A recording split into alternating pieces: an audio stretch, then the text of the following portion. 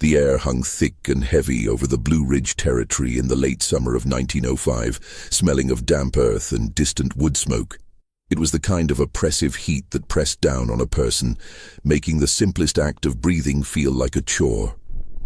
The small, isolated town of Havens Creek sat nestled deep in the valleys, a place where secrets were as plentiful and dense as the surrounding forests. Elias Thorne, a city-bred investigative reporter from Richmond, wiped a bead of sweat from his brow. His linen suit, once sharp, was now rumpled and dust-covered, a stark contrast to the rough, practical clothes of the few locals he'd encountered. Elias wasn't here for a scenic tour. He was chasing a shadow, the sensational, macabre story of the Prophetic twins. The local sheriff, a grizzled man named Harlan Caney with eyes that seemed to have seen too much of the valley's quiet horrors, had been less than welcoming. "You city folk," Caney had grunted, leaning back in his chair behind a desk cluttered with old ledgers and empty coffee cups. "Always looking for the dirt. The twins were caught. Story's done." But Elias knew better. The official narrative was clean, too neat. Twin brothers, Silas and Abel Hemlock, religious zealots who had kidnapped 3 people over the past year, subjected them to a bizarre, ritualistic baptism in the frigid creek water, and then murdered them. They were apprehended in a dilapidated cabin, seemingly without a struggle, and were awaiting trial in the nearest major city. A clear-cut case of madness. Yet 3 details gnawed at Elias. The confession. The twins never admitted to the murders, only the baptism. They spoke in unsettling, intertwined sentences about a cleansing, but were maddeningly vague about the final act. The missing motive. No robbery, no sexual assault, no personal vendetta. The victims, a traveling merchant, a local schoolteacher, and a homeless drifter, had no discernible connection to the twins or to each other. The creek. Locals whispered that the spot where the baptisms took place, a shallow, rocky bend in the stony creek, had been the site of another tragedy decades ago. A drowning ruled accidental, but remembered as something more sinister. Elias had rented a small, dusty room above the general store, the only accommodation Havens Creek offered. As evening approached, the valley's silence deepened, broken only by the chirping of crickets and the distant, lonely howl of a hound. He spread his meager collection of notes on the small table. Police reports, snippets from rival newspapers, and his own hastily scribbled observations. The official report stated the first victim, Thomas Vance, was found downstream, his body pristine except for the deep, livid marks on his wrists and ankles, restraint marks. The same marks were on the other 2 victims. The twins had clearly used rope, but for what? If they meant to kill them, why the elaborate ritual first? He looked out the window. The town was shuttered early. A thick fog was beginning to snake its way from the creek toward the main street, obscuring the dim, flickering gaslight. It was a suffocating feeling, as if the landscape itself was trying to hide something. Just then, a soft knock came at his door. Elias tensed, reaching for the heavy wooden ruler he'd placed on the table. He opened the door a crack. It was a young woman, perhaps 20, dressed in a plain, faded cotton dress. Her eyes were wide, and her hands clasped tightly in front of her trembled slightly. She introduced herself as Clara Hemlock, the younger sister of the accused twins. "Mr. Thorne," she whispered, her voice barely audible over the rustle of the evening air. "I heard you asking questions about Silas and Abel, the sheriff. He told everyone to leave it alone, but I have to talk to someone." Elias opened the door wider, his journalistic instincts instantly seizing the opportunity. "Please, Miss Hemlock, come in. Tell me everything." Clara stepped inside, her presence filling the small room with a nervous energy. She sat on the edge of the bed, gripping her hands. "They didn't do it, Mr. Thorne," she insisted, her voice gaining a desperate edge. "They are good men. Strange, yes, too religious perhaps, but they didn't kill anyone." "Then who did, Clara?" Elias pressed gently. She leaned closer, her eyes darting toward the closed door, as if afraid of being overheard. "They saw something. Something in the creek. Before they were arrested, they were obsessed. They would stand by the water's edge, whispering. They said the water told them the truth. They didn't kill the victims, Mr. Thorne. They were only trying to save them from what they saw coming. Her words were a chilling echo of the twins' vague confessions. Elias felt a sudden, sharp jolt of excitement mingled with dread. This wasn't just a story about two madmen. It was about the dark heart of Havens Creek itself. What exactly did they see, Clara? Her eyes, full of genuine terror, met his. They saw the drowning happening again. They said the water was hungry and was calling its own. They didn't baptize the victims for God, Mr. Thorne. They did it to try and trick the creek, to offer it something, anything, to stop it. The missing piece of the puzzle clicked into place, shifting the focus from the twins' supposed madness to a deeper community-wide secret tied to the ominous Stony Creek. The silence of the valley outside no longer felt peaceful. It felt watchful, like a predator waiting for its prey. Elias knew he had to dig into the decades-old drowning. The real danger wasn't the men in the jail cell. It was whatever force or whatever person was still operating freely in the oppressive quiet of Havens Creek. He stood up, his gaze intense. "Thank you, Clara. You've given me a direction. I need to find out what happened at that creek years ago." Clara looked utterly exhausted yet relieved. As she reached the door, she paused, turning back one last time. "Be careful, Mr. Thorne. In this valley, the only thing more dangerous than what you look for is what you find." She slipped out, disappearing into the thickening fog. Elias locked the door, his heart pounding.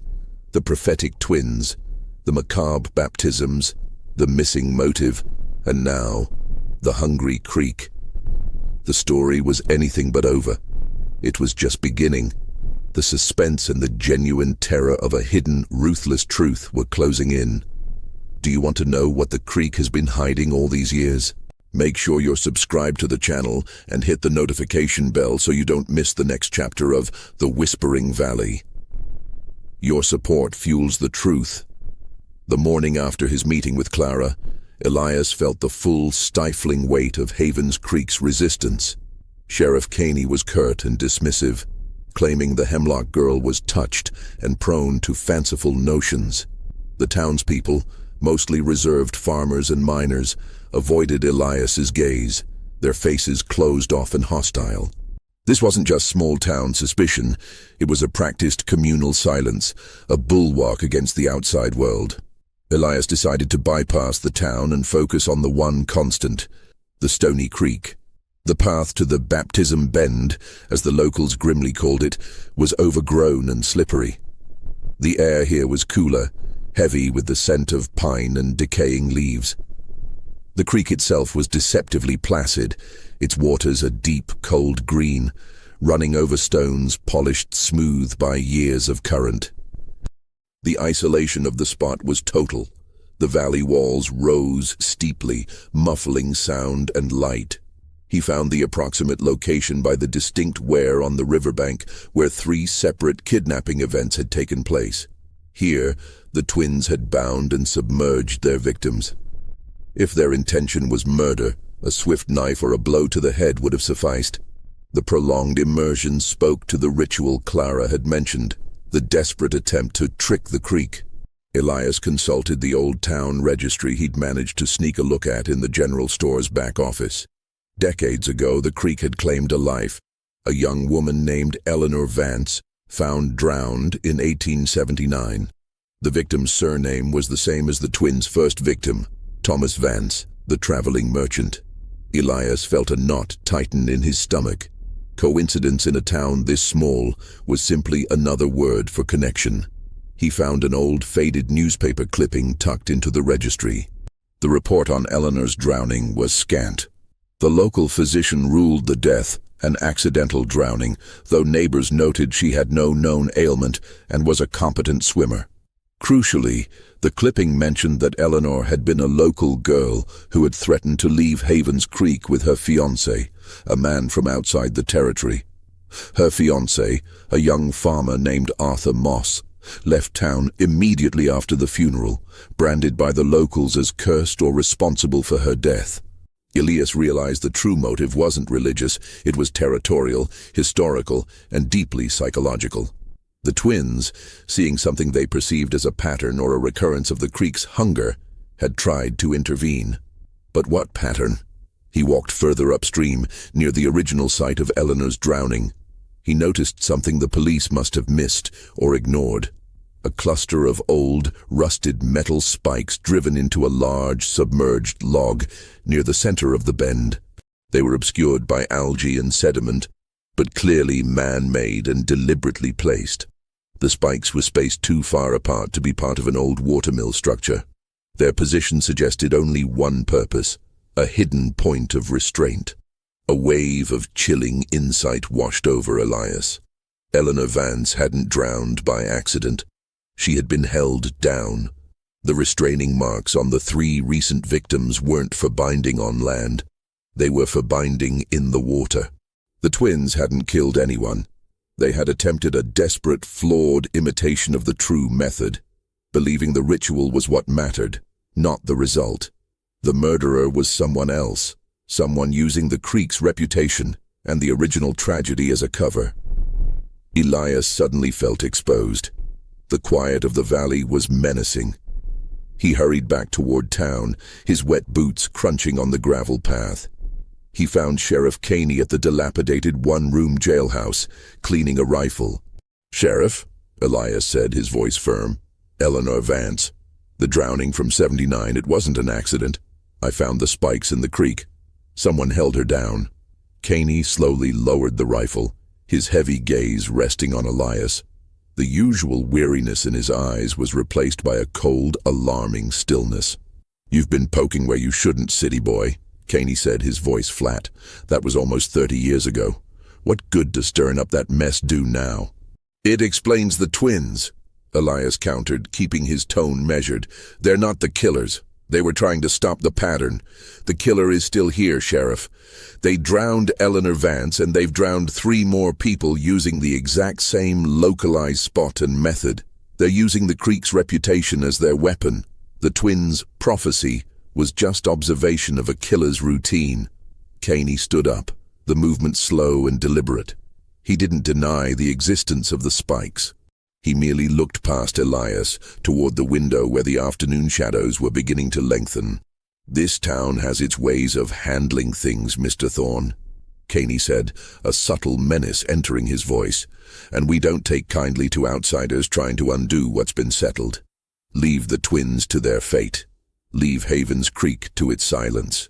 Elias realized the terrifying truth. Sheriff Caney knew. Whether he was covering for the killer or was the killer himself, his refusal to investigate a clear pattern of murder made him an accomplice. He was the protector of the valley's dark secret. As Elias left the jail, the atmosphere had shifted. He was no longer a reporter, he was a liability. The chilling silence of Havens Creek had found a voice, and it spoke with the authority of the law. The real game of suspense had begun, and Elias Thorne was now the intended victim. Elias knew he was under surveillance. Every footstep on the dusty main road, every glance from a window, felt like an eye watching his movements. He couldn't trust the local law, which meant his entire investigation now had to operate in complete secrecy. Sheriff Caney's chilling indifference solidified the psychological terror. The threat was not a cloaked figure in the woods, but the very system meant to protect him. He needed proof connecting Caney, or someone Caney protected, to the deaths. The common link was the creek and the location of the fatal baptisms. Elias returned to his room, pulling out the old map he'd acquired. He marked the spot of the submerged spikes and the 3 recent murder sites. He decided to focus on Arthur Moss, Eleanor Vance's heartbroken fiancé from 1879, who was run out of town. He theorized the killer could be Moss, returned for a delayed, decades-long revenge against the town that blamed him. But Moss was an outsider. Caney's protection suggested a local. He decided to visit Clara Hemlock again, but this time he wouldn't go to her house. Instead, he sent a coded message through the general store owner's nervous errand boy.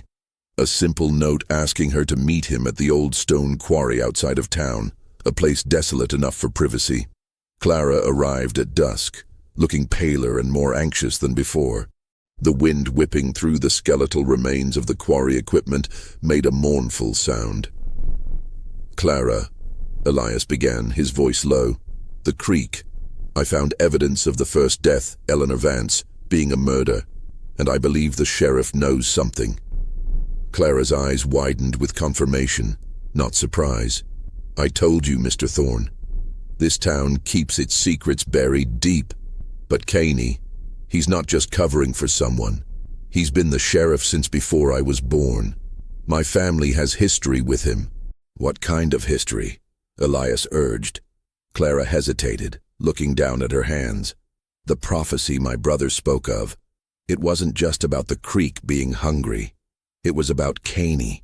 They said he was the water's keeper." Elias leaned in, ignoring the cold dust of the quarry stone against his trousers. "What did they mean? Did they see Caney at the creek?" "No. It's what he did after the first drowning," Clara explained. "Caney was a young deputy then. He was the one who investigated Eleanor Vance's death. My uncle, who worked at the quarry, swore he saw Caney near the creek late that night, burying something by the banks. My brothers, they only heard the story from my uncle, but they became obsessed." Elias thought about the rusted spikes in the creek. If Caney had investigated the death, he would have known the murder method. Did he bury the true murder weapon, or perhaps evidence that implicated someone else? Or was Caney the actual killer? "Clara, the victims," Elias pressed. "Thomas Vance, the merchant, the schoolteacher, the drifter, do any of them have a connection to Sheriff Caney or to Eleanor Vance?" "Thomas Vance was Eleanor's cousin," Clara whispered. "They were distant but related. The schoolteacher, Martha Wells, was the niece of the man who ran Arthur Moss out of town, the man who claimed Moss was a curse on the valley. And the drifter, he was just a traveling preacher, but he started asking too many questions at the general store about the old history, about Eleanor's death, just a few weeks before he vanished. The motive materialized, stark and terrifying. Retaliation by proximity. The killer wasn't simply choosing random people. They were eliminating anyone with a slight connection to the original tragedy, either by blood or by curiosity. The murders weren't just a crime. They were a psychological statement, a warning to the town that the past would never truly drown. The twins' baptisms were an attempt to physically interpose themselves, to offer a substitute to the killer's fixation. Elias had to get the evidence from the creek before Caney removed it. "I need you to do something dangerous, Clara," Elias said, meeting her gaze. "I need you to distract Sheriff Caney tonight, just for an hour. Make up an emergency, anything that gets him out of the station. I'm going back to the creek with a lantern and a shovel." Clara looked at the shadows, then back at Elias, her chin trembling but resolute. "I will do it," she said firmly. "For Silas and Abel. If they are to face justice, it must be the right justice." That night, under a sliver of moon, Elias slipped out of the boarding house. He watched from a concealed spot as Clara rushed into the jailhouse, feigning a sudden desperate illness requiring the sheriff's urgent assistance at her home. Caney, visible through the dusty window, looked irritated but duty-bound. He grabbed his coat and left with Clara, heading in the opposite direction from the creek. Elias moved swiftly. He reached the stony creek, the air now frigid, magnifying the rushing sound of the water. He waded into the icy current toward the submerged spikes. He needed to examine the surrounding area. Shoveling through the waterlogged bank near the spikes, Elias hit something solid. It wasn't stone or root. He dug frantically, the dirt clinging heavily to the shovel. Finally, he unearthed it. A small, lead-lined wooden box, brittle with age, tightly sealed. He hauled the box back to the bank and with a heavy rock smashed the brittle lock. Inside, nestled in decades of creek mud, were several items. 1. A blood-stained folded linen handkerchief embroidered with the initial E, Eleanor Vance. 2. A small, leather-bound diary. 3. A silver locket containing a faded photograph of a young woman, Eleanor Vance, and a young man, Arthur Moss. But the last item sent a paralyzing shock of terror through him. It was a recent, hastily written note on thick, dry paper. It read, "The water is clear now. You looked at the metal, but you missed the mark. The prophecy is not about the past. It is about who is watching you." Elias's breath hitched.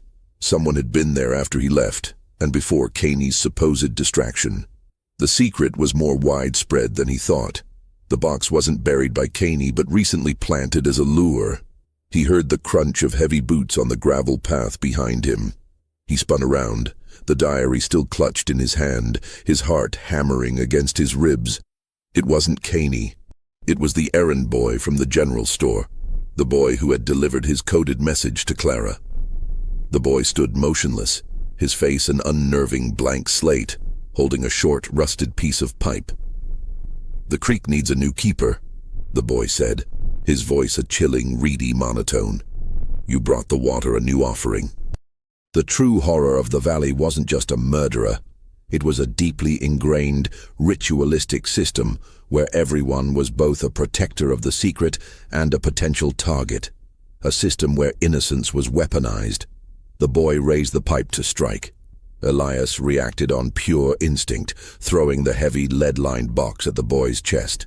The impact was enough to stagger the youth, giving Elias a precious second to scramble up the slippery bank. He ran, not toward the town, but deeper into the dense brush alongside the creek, the terrifying sound of the boy's renewed pursuit crunching close behind him. He knew he couldn't outrun the boy in a straight dash, not in his city shoes and suit. He plunged into a thicket of rhododendrons, the sharp branches scratching his face and tearing his clothes. He forced himself to be silent, listening. The pursuing sounds faded, the boy seemingly losing his track in the labyrinthine undergrowth. Elias collapsed beneath a massive oak tree, fighting for breath, the damp earth cold against his skin. The adrenaline slowly subsided, leaving behind a cold, paralyzing fear. The town wasn't protecting a single killer. It was defending a tradition, a collective psychosis masked as folklore. The errand boy, no older than 15, was a chilling extension of the community's will. The diary of Eleanor Vance was his only hope. He used the flickering light of a match, shielding the flame from the damp air, to read the first pages, the thin paper almost dissolving under his touch.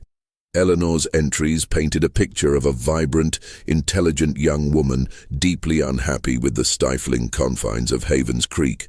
Her joy was Arthur Moss, her fiancé, who offered her a life outside the valley.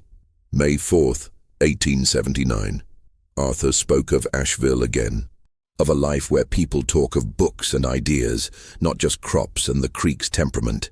"If I stay here, I will surely drown in the silence before the creek takes me. But leaving, it feels like an act of war against this whole valley." Her entries grew darker after that, detailing a growing pressure from the community. Not just disapproval of her leaving, but an almost possessive demand that she remain.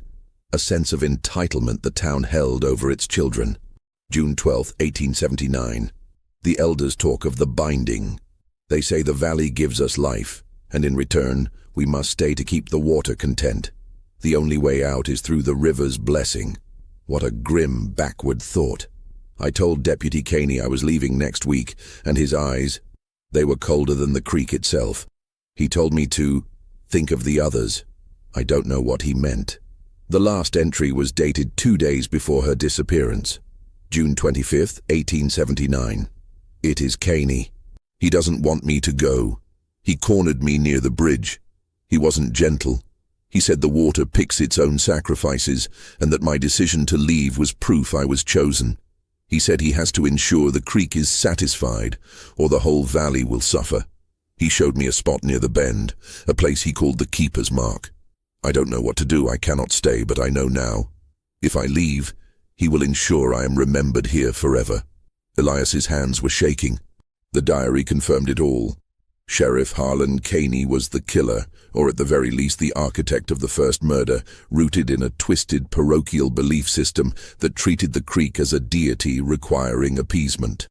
Caney had murdered Eleanor to prevent her from leaving and had framed her fiancé, Arthur Moss, by running him out of town and establishing the accidental drowning narrative. But the note in the box was recent. The prophecy is not about the past. It is about who is watching you. Caney was elderly now, and the recent murders pointed to a strong, younger perpetrator, and the errand boy's involvement suggested the system was passed on. The prophetic twins weren't prophets, they were simply the next generation to observe the keeper's mark and try a clumsy intervention. He had the motive, the location, and the killer for the first act. He needed to establish Caney's successor for the 3 recent killings, and he needed to find Clara. Elias cautiously made his way back towards the edge of town, circling widely to avoid the main roads. He saw the dim light of Clara's farmhouse in the distance. When he reached it, the front door was ajar. "Clara!" he hissed, pushing the door open. The house was silent, save for the rhythmic drip, drip, drip of water coming from the kitchen. He found her in the main room. Clara was slumped against a wooden chair, her face pale, but she was alive. She was restrained, her wrists tied tightly behind her with a thin length of old water-soaked rope. She had a piece of fabric tied roughly over her mouth. Standing over her was Sheriff Harlan Kane. He was no longer the sleepy, dismissive local cop. His eyes held a disturbing, fanatical gleam, and he was holding a coil of thick, dark rope, the rope used on the recent victims.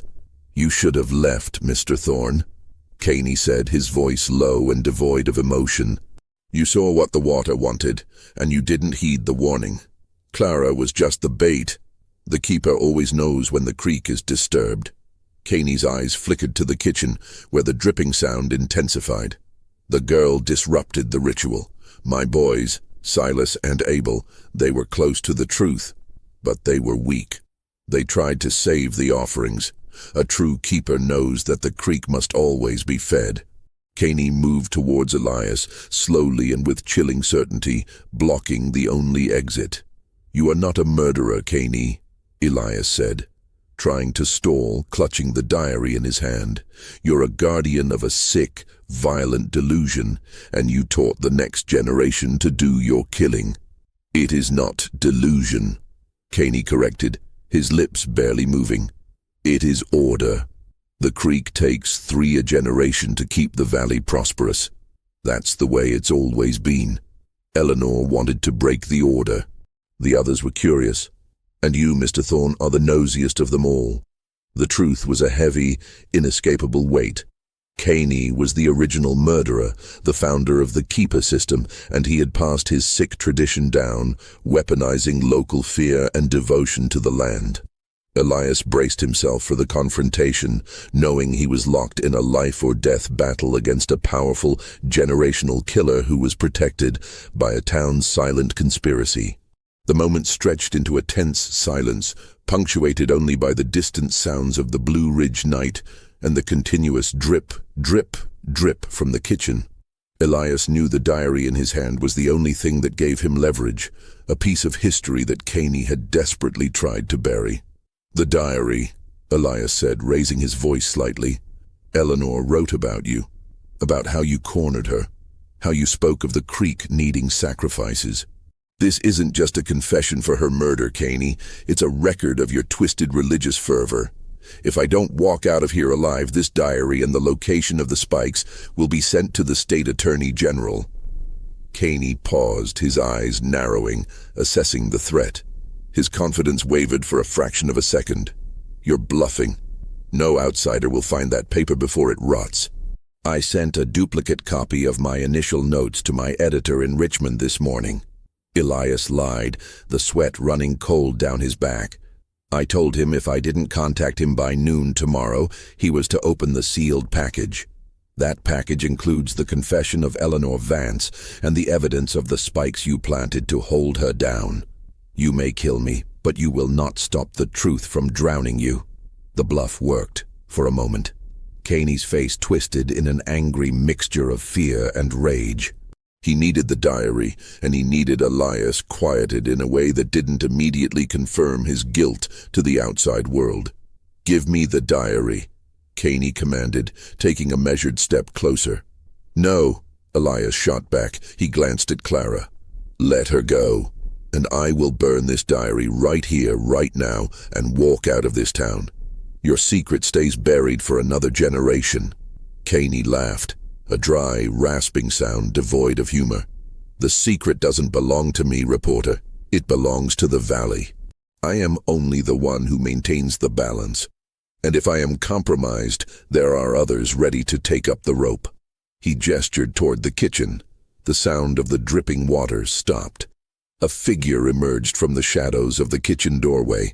It was a man in his mid-30s, tall and powerfully built, wearing the same rough, heavy clothes as Caney. His face was unremarkable, but his eyes held the same unsettling fanaticism that Elias had seen in Caney's. He held a length of the dark, wet rope in his massive hands. This was the heir, the new keeper. Elias recognized him instantly. Jebediah Caney, Sheriff Caney's eldest son, who worked the local post office and had been silently observing Elias's movements in and out of the general store. The errand boy was merely a distraction. Jebediah was the muscle and the successor. "Jebediah found your note to the girl," Caney said, his voice now smug. "He follows the whispers of the town better than I do now. He knew where she was going. He was the one who tied her up. And he was the one who wrote that note and put it in the box. He is far more efficient than I ever was." The realization was a crushing blow. Jebediah, the mild-mannered postman, was the recent killer. He had murdered the traveling merchant, Thomas Vance, the schoolteacher, Martha Wells, and the drifter, continuing the sacrifice cycle started by his father 30 years earlier. The twins were just the convenient scapegoats, easily explained away as religious lunatics. "You're both going to jail," Elias stated, his voice trembling slightly but his eyes locked on Jebediah. Jebediah didn't speak. He simply took another slow step into the room, coiling the thick rope in his hands. He moved with a disturbing cold certainty, his gaze fixed on Elias's throat. Caney, sensing his son's readiness, moved quickly, sweeping a chair out of Elias's path to cut off his line of retreat. "It's time to teach you the real purpose of the baptism, Mr. Thorne. It's not just a cleansing. It is a submission." Elias realized he had to act. He had to distract Jebediah, the immediate, lethal threat. He threw the diary across the room, past Caney and towards the fireplace. "The truth is burning," he yelled. Caney roared in frustration and lunged for the diary. Jebediah, though focused on Elias, momentarily glanced toward the commotion. That instant was all Elias needed. He lunged sideways, not for the door, but toward the table where a heavy kerosene lantern sat.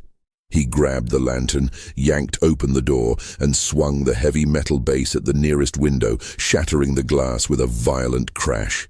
The noise was deafening in the still night.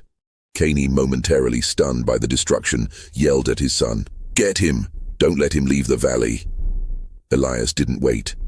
He clambered through the shattered window frame, feeling the jagged glass tear at his suit jacket. He landed hard in the overgrown garden, the smell of warm soil and pine filling his nostrils. He sprinted into the woods, the chilling sounds of the two men, father and son, bursting out of the farmhouse door behind him. The pursuit was fierce. Caney's age slowed him, but Jebediah was relentless, moving through the dense forest like a predator in its natural element. Elias's city senses were useless here. He scrambled over roots and stumbled into thickets. He heard Caney's voice, closer than he liked, yelling a final terrifying warning. "You can't escape the valley, reporter. The creek has already claimed you." Elias ran harder, clutching the tattered remnants of his notes. He had the truth, a generational conspiracy of murder and delusion. But he was now hunted, wounded, and deep in the killer's territory. He needed a sanctuary, a place where the town's silent grip couldn't reach. He suddenly remembered a key detail from Clara's earlier words, her uncle's abandoned quarry shack. It was remote, secluded, and perhaps, just perhaps, it held the key to finally exposing the Kane family's horrific legacy. Elias ran until his lungs burned and his legs ached with paralyzing fatigue. He wasn't sure if he had lost his pursuers. The silence of the deep woods was too vast, too absolute to be reassuring. Every rustle of leaves could be the sound of Jebediah Kane, the efficient, silent heir to the valley's darkness, closing the distance. He kept the moon, when it appeared through the dense canopy, at his back, guiding him toward the highest ridge where he knew the quarry shack sat. He remembered the feeling of exposure at the stone quarry itself, but the shack was meant to be a secluded office, tucked away from the main workings. He finally stumbled upon the small, rough-hewn wooden structure. It was abandoned, covered in moss, and reeked of mildew and damp earth.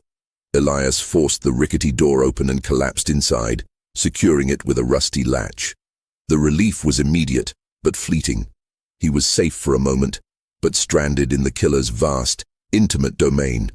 The shack was sparsely furnished. A wooden table, a cot, and shelves filled with old quarry tools and ledgers.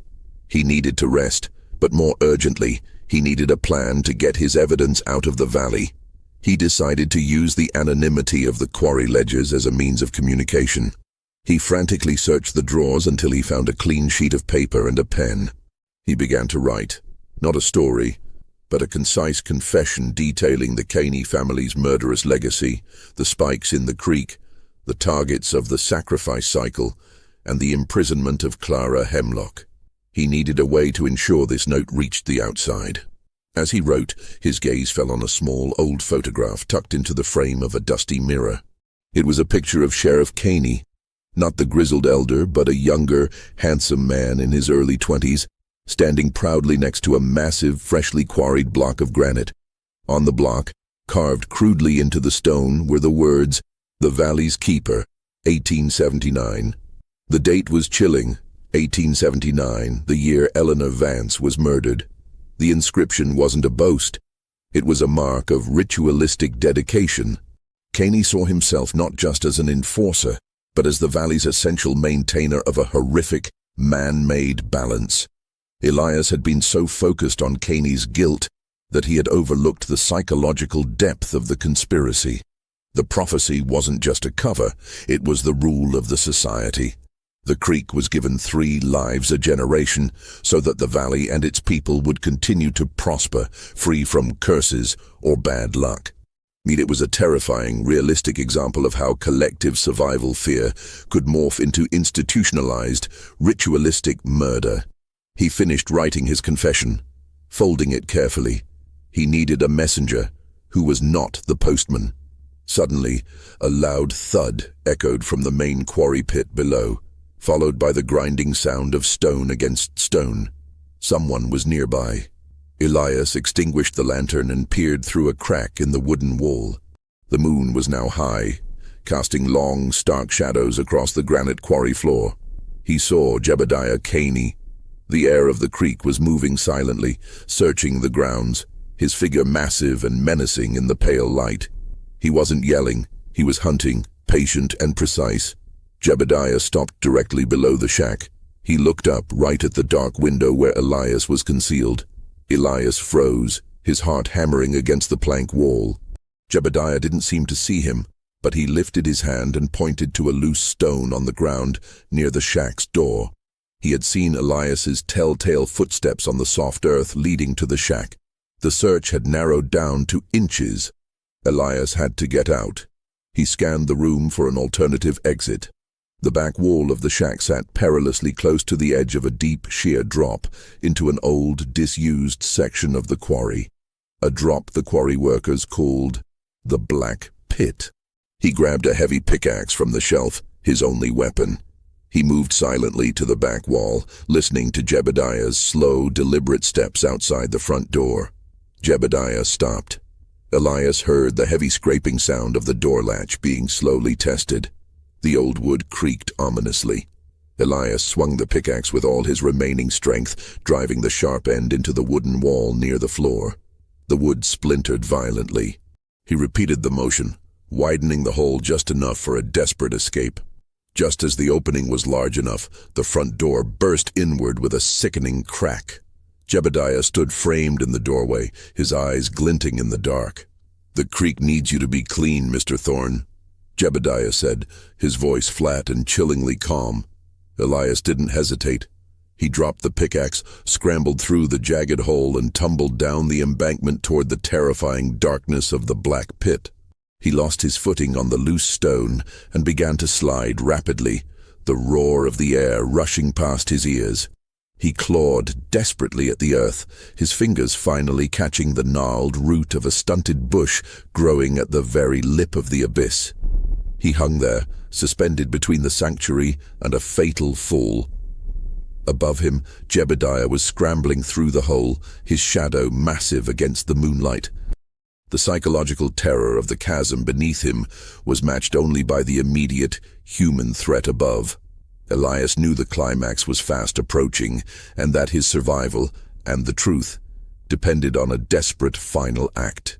Elias hung suspended, his muscles screaming under his weight, the terrifying drop into the black pit, an inky, silent void beneath him. The only sound was the scraping of rock and dirt as Jebediah Caney crawled out of the shack's hole, his eyes fixed on Elias with the cold certainty of an executioner. Jebediah didn't rush.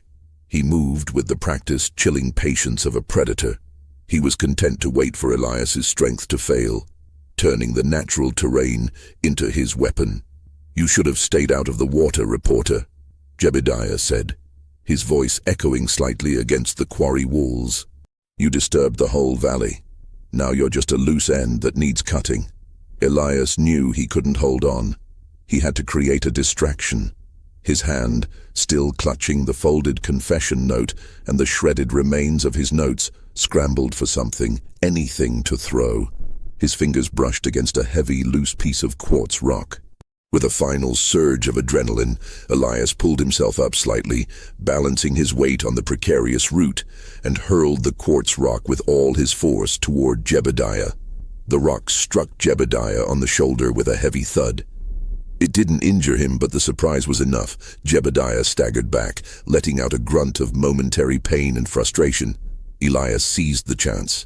He released the root, and instead of falling, swung himself sideways, catching hold of a thick, overgrown vine growing against the quarry wall. He used the momentum to swing himself onto a narrow, rocky ledge a few feet below the lip of the pit. He was momentarily hidden, but the ledge was treacherous, barely wide enough to stand on. Jebediah, now enraged, rushed to the edge of the pit, looking down. "You can't hide from the creek, Thorn," he roared, his voice losing its calm veneer and cracking with a fierce, entitled madness. Elias realized the psychological breaking point. Jebediah didn't just believe in the ritual, he believed in his divine right to enforce it. The loss of his calm was Elias's advantage. Elias followed the narrow ledge, crawling away from the light of the shack and deeper into the shadows of the pit. The air grew colder, and the silence was profound, the silence of a grave. He found a small, man-made cavity in the quarry wall, a niche used by the workers to store blasting powder or tools.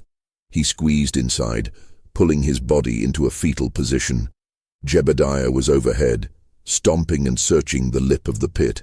Elias heard him dragging a loose piece of timber, perhaps planning to pry Elias off the ledge. Elias's mind raced. He had to use the one weapon that could defeat Caney and his son, the town's complicity. They were afraid of the curse, of the hungry creek. They needed to see that their keepers were merely men using fear and superstition to murder. He pulled out his note, scribbled the final crucial detail on the back, Clara's location, and placed it into the only secure object he had left, the silver locket from the box. He wrapped the locket in his handkerchief and waited for his chance. He heard Jebediah move away from the edge, seemingly to get a longer rope or a more effective tool. Elias knew he had mere moments. He emerged from the niche and, in a desperate last-ditch effort, hurled the wrapped locket not toward the town, but toward the quarry floor, aiming for the main road that led back to Havens Creek. He needed a neutral party to find it. The metallic clink of the locket hitting the stone was too faint to reach Jebediah's ears. He had sent the truth out. Now he needed to survive the night. Just as he slipped back into the niche, Jebediah reappeared. He hadn't left. He had only retreated to a better vantage point. He held a length of rope in his hands, knotted at the end. "I found your blood, reporter," Jebediah said, his voice regaining its chilling calm. "And I know where you are. You can die quickly now, or you can die slow." Jebediah lowered the rope, dangling the knotted end just outside the niche. Elias stared at the rope, a symbolic representation of the Caney family's legacy. The rope that had bound Eleanor Vance, the rope that had restrained the twins' victims, the rope that was now meant for him. He was trapped, exhausted, and bleeding. He had committed the physical evidence to fate and the road. Now he had to rely on his wits and the small hope that a townsman, tired of the fear, would find the locket and understand the warning. Elias knew the psychological battle was not with the killer, but with the town's silent agreement. He needed an audience. He needed to be found, not dead, but alive. A living testament to the Kane family's deception. You've just witnessed the key piece of evidence launched into the dark. Can Elias survive the Caney family's final ruthless hunt? Hit the subscribe button right now and turn on notifications so you don't miss the shocking conclusion of this terror in the valley.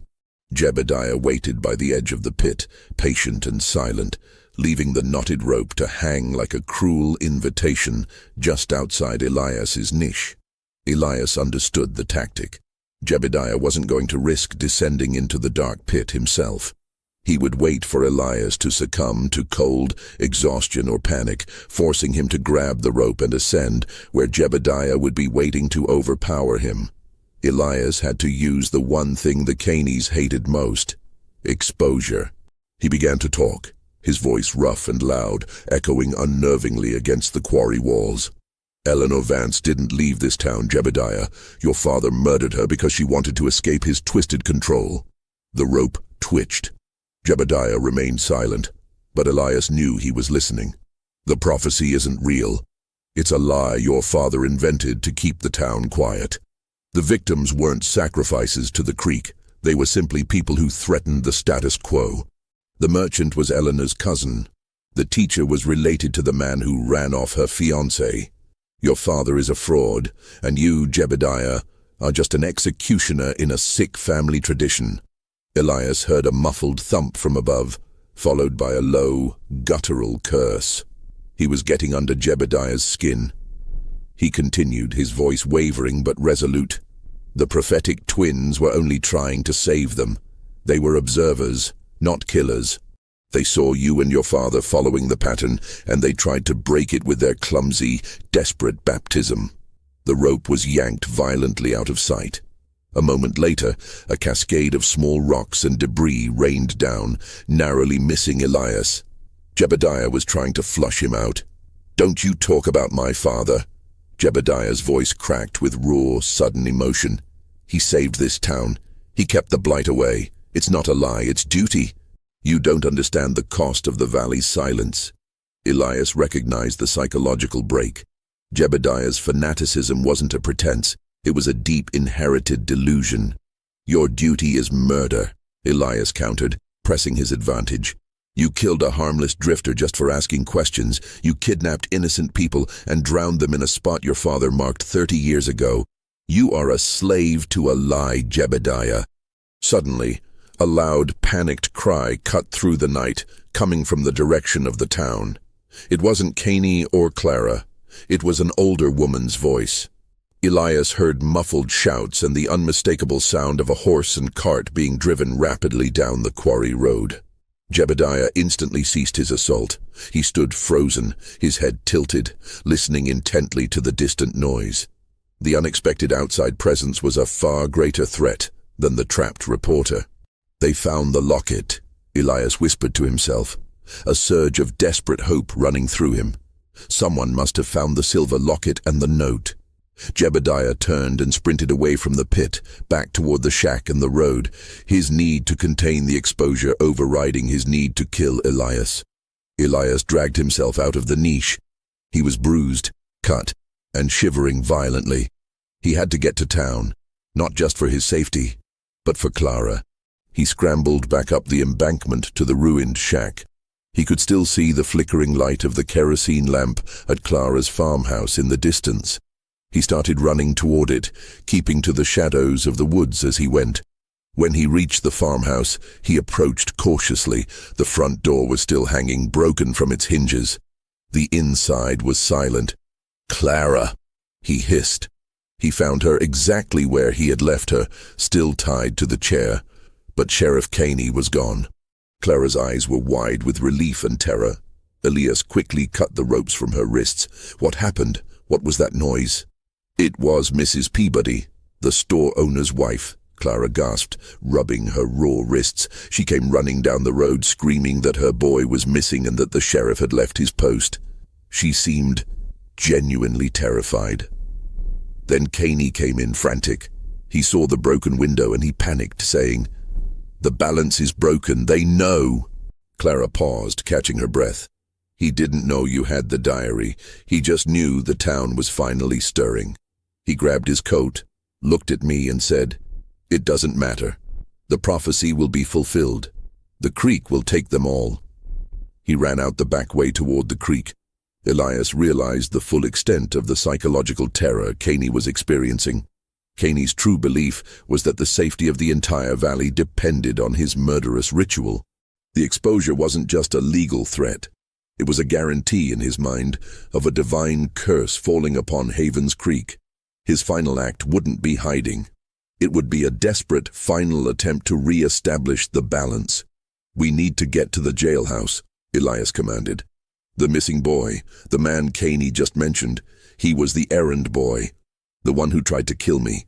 Caney is going after the townspeople who have stirred, or he's going back to the creek to fulfill his own demented prophecy."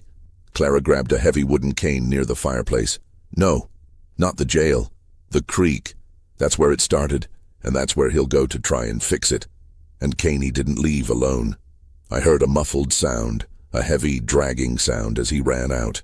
I think he took Mrs. Peabody's boy with him. The chilling realization struck Elias.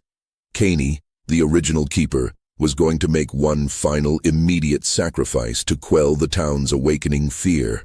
The errand boy, his own accomplice, would be the final victim in a desperate, horrifying climax by the Stony Creek. The cold mist from the creek now saturated the valley, making the winding path down to the baptism bend treacherous and slick. Elias and Clara ran side by side, their breathing ragged, driven by the horrifying certainty that Sheriff Caney was about to commit one last desperate murder to uphold his 30-year-old self-imposed prophecy. As they approached the creek, the scene was eerily lit by a single oil-burning lantern placed on a flat rock, a macabre stage. Sheriff Harlan Caney stood waist-deep in the freezing water, his movements slow and methodical, his face a mask of resolute fanaticism. He held the errand boy, limp and struggling weakly, submerged up to his chest. The boy's face was white with terror and cold. Near the bank, watching with a helpless, horrified look, was Jebediah Kane. The heir hadn't joined his father. He was holding a coil of rope, his shoulders slumped. Elias and Clara stopped short, concealed by a cluster of weeping willows. "The water is calling for its due, Sheriff," Elias yelled, stepping out into the open. "Stop! The prophecy is a lie." "The whole town knows now." Caney slowly turned his head, his eyes blazing with an insane conviction. "Silence. The town needs me to maintain the balance. They are afraid of the price, but I know the truth. The creek must be fed, or the valley will starve. You broke the silence, outsider. Now you will see the cost." He began to force the boy's head under the frigid water. The boy thrashed weakly, a horrifying, muffled gasp escaping his throat. "Jebediah," Elias yelled, turning to the son. "Your father is murdering that boy. He is ending your legacy. Don't you see? Your mother, your sister, the whole town, they have lived in fear of this curse for 30 years, and it was him. He used you and the twins as cover. Stop him." Jebediah was tearing the rope in his hands, his face a painful contortion of inherited devotion and horrifying realization. The revelation that his own father had manipulated him and was now killing their youthful accomplice to protect his own personal delusion was finally shattering his fanaticism. "Father!" Jebediah cried out, a sound of deep, wrenching betrayal. "Stop! It's enough. The water doesn't want him." Caney ignored him. He was pushing the boy deeper, his movements driven by a frenzied, desperate necessity. The boy's struggling ceased. Clara screamed and ran forward, grabbing a heavy, moss-covered log. Elias ran toward the creek, not at Caney, but at Jebediah.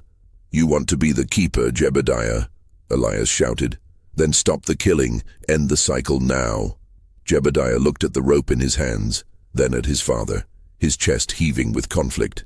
The weight of 30 years of murderous tradition was battling the raw, exposed truth. Just as Caney forced the boy's head down for the final, fatal submersion, Clara swung the log like a bat, hitting Caney hard across the back. Caney roared in pain and surprise, stumbling in the water. The shock was enough to break his grip. The boy's lifeless body floated downstream for a moment before he was caught by the current and swept away into the churning darkness. Caney whirled on Clara, his face contorted in a look of pure, murderous hatred. "You traitor! You broke the binding. Now the creek will take you." Caney lunged at Clara, but before he could reach her, Jebediah moved. The son, making a devastating choice between filial loyalty and the horrific truth of his actions, grabbed his father's arm.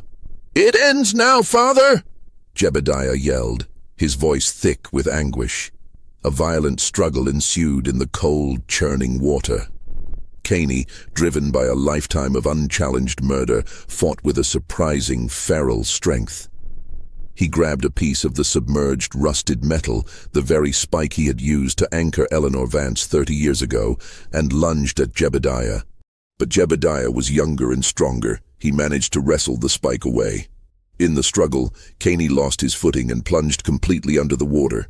Jebediah waited, his chest heaving, until his father surfaced, choking and sputtering, grabbing onto a rock for balance. Elias used the moment to drag a shell-shocked Clara back to the bank. The fight was internal now, a brutal human drama of inherited madness. Caney looked at his son, his eyes filled with a terrifying mixture of failure and resignation. "The water will never forgive you, Jebediah," he rasped, his voice barely audible over the rush of the creek. "The curse is on us all." He let go of the rock and simply allowed the current to take him. He made no attempt to swim, disappearing into the dark downstream, where he had left all his victims to rot. The keeper had become the sacrifice. Jebediah stood in the frigid water, the rusted spike in his hand, watching his father vanish. He slowly turned, his eyes glazed with the trauma of what he had just witnessed and what he had done. He looked at Elias and Clara, no longer with malice, but with a horrifying, vacant emptiness. "It is done," Jebediah whispered, his voice broken.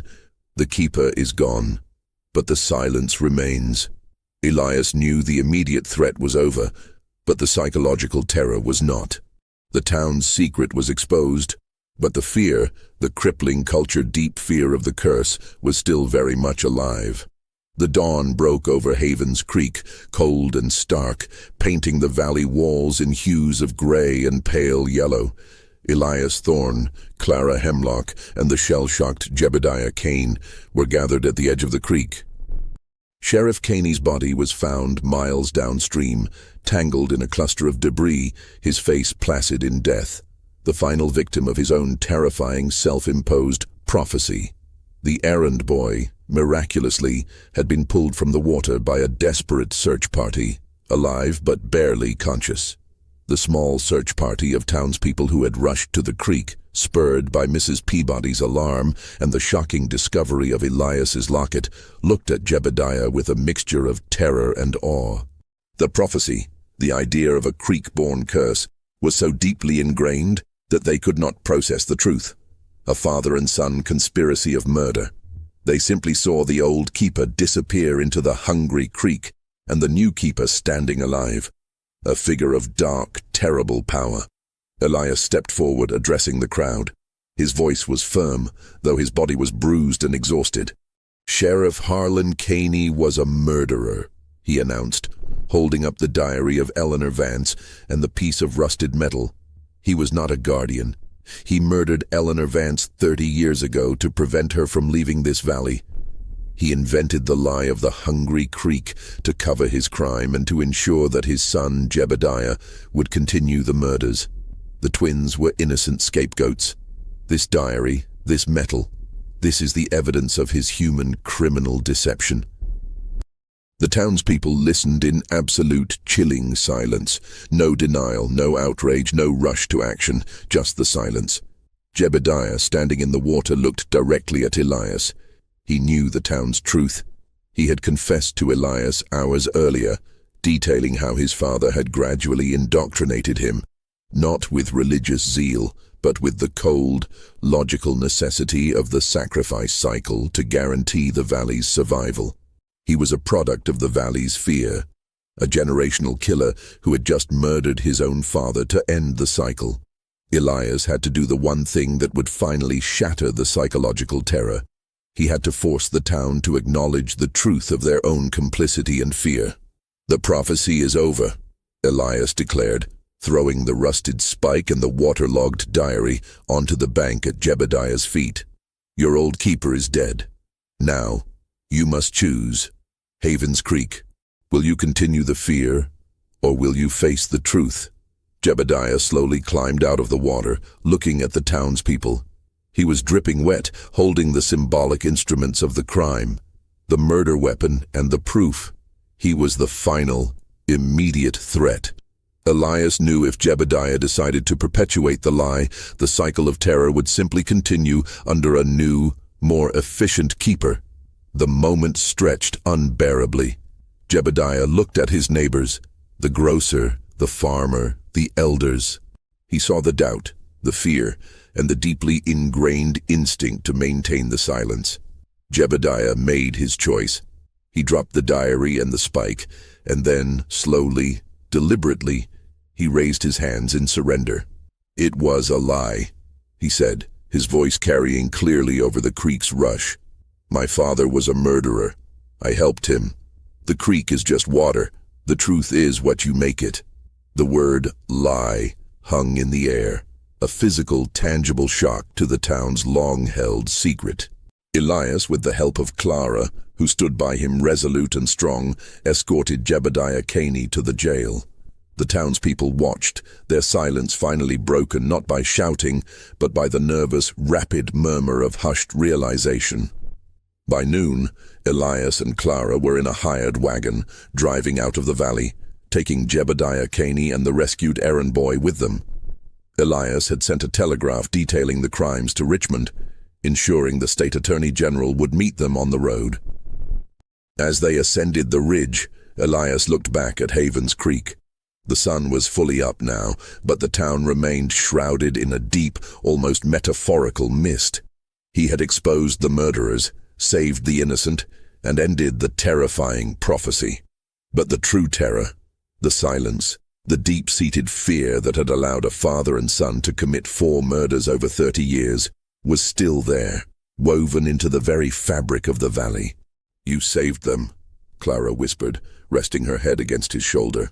Elias looked at the town, the image of Caney's cold fanaticism still burned into his mind. "I exposed the men, Clara, but the psychological terror remains. The only thing that truly died today was the town's perfect, horrifying silence. The story of the prophetic twins was officially closed, the twins were released, the true killers were in custody, and the dark secret of Havens Creek was out. But Elias knew, with a journalist's cold certainty, that in the isolated depths of the Blue Ridge, the fear of the Hungry Creek would continue to whisper, waiting patiently for the next generation of fear to appoint a new, silent keeper.